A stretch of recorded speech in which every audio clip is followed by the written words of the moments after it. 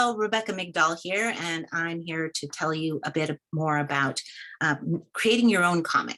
In this case, we're going to be talking about how to create the pagination for your self-published comic for printing. When you look in any book, of course, and this is a wonderful guide to how to make your own comic that you can get at booklyn.com.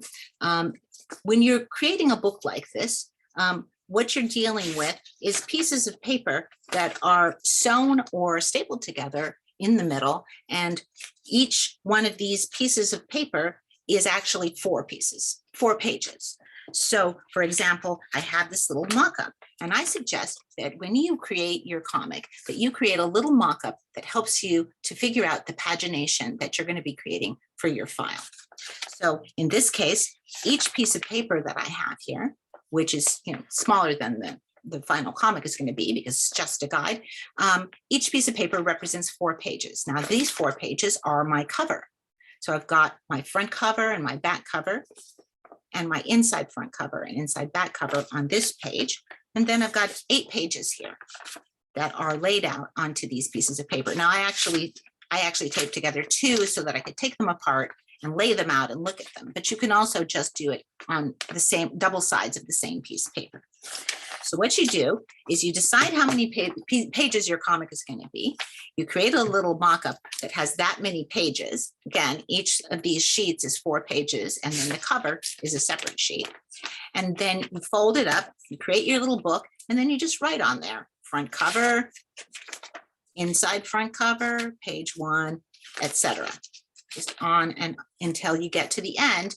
And then when you're done, what you have is a guide that you can look at, and that will help you to lay out your comic so that everything is in the right spot. I'm going to show you what that looks like in Illustrator.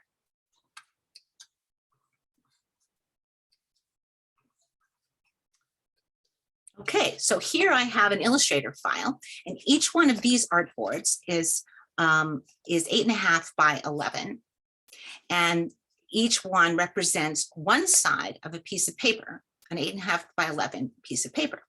So using my mock-up, I can now lay out each spread so that when this prints double-sided from a printer on a printer, or if you're doing it on a copy machine, then you know that it's going to print correctly. So I've got the back cover and front cover on this one here.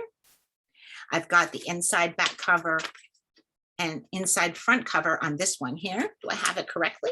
Yes. The front cover's on the left and the back cover's on the right. And then it's easy to make a mistake. So make sure that you refer to your guide. So now I have another piece of paper here. It's got page 1 on the right and page 8 on the left. So I've done it wrong. All right, I'm making my correction right now. Page 8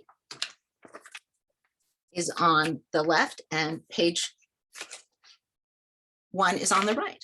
So this is my artwork for page 1. I'm going to put here, and it needed to be over on this side because this is page 1.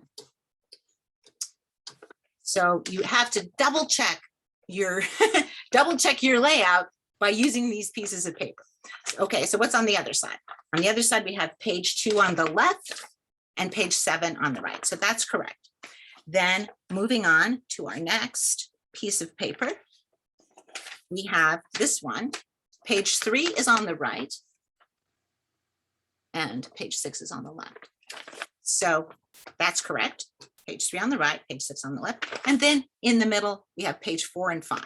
4 on the left, 5 on the right.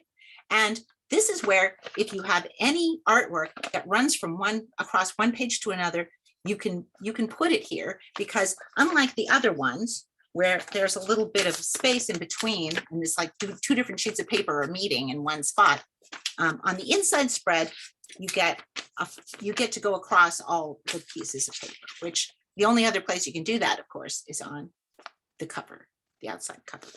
So that's something to keep in mind when you're designing your book.